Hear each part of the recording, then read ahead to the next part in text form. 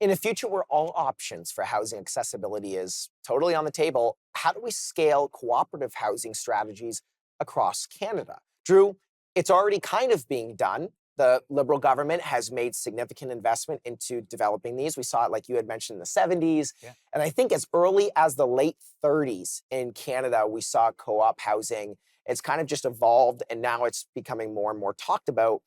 One of the questions I actually had for you was just around um, some of the missteps in Europe that we saw. One of the questions was just around long waiting lists.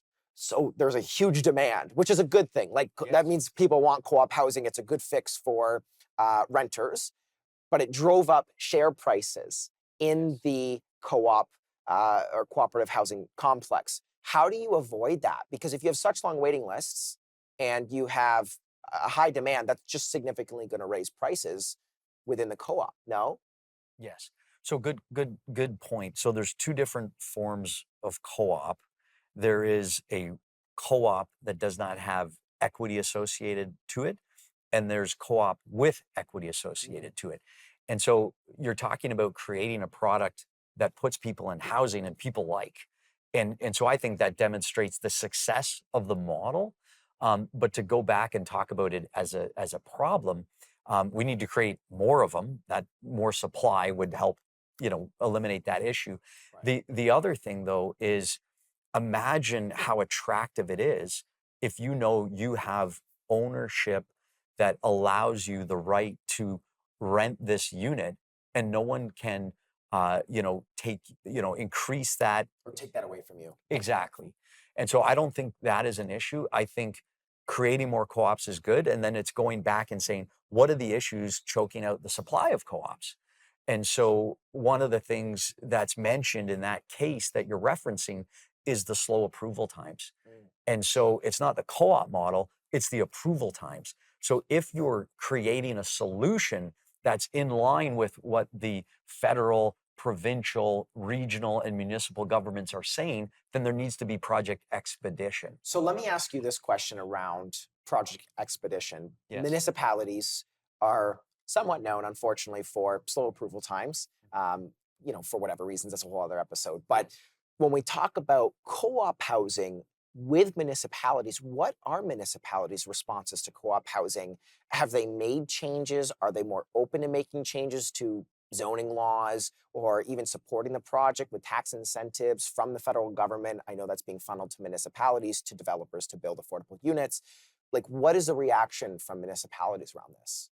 So, I mean, there's more to the story to be able to answer that question. And what I mean by that is if you're presenting a co-op model that has layers of affordability and is part of the solution right now, it's warmly received. Right.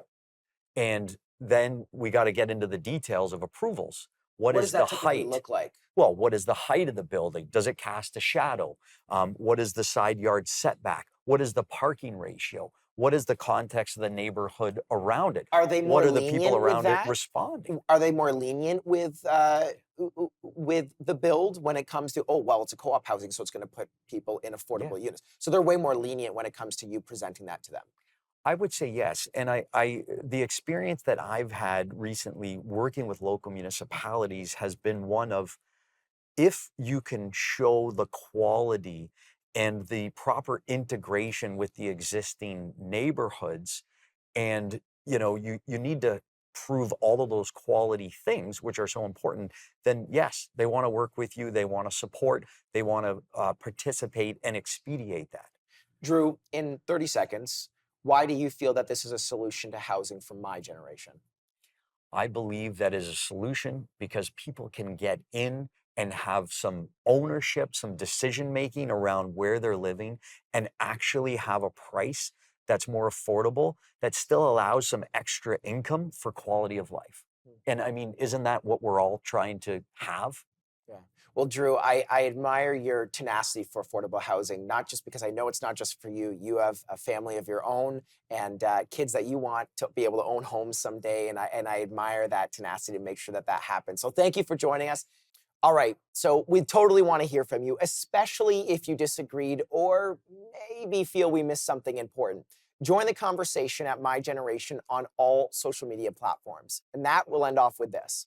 Do not simply accept what you are told.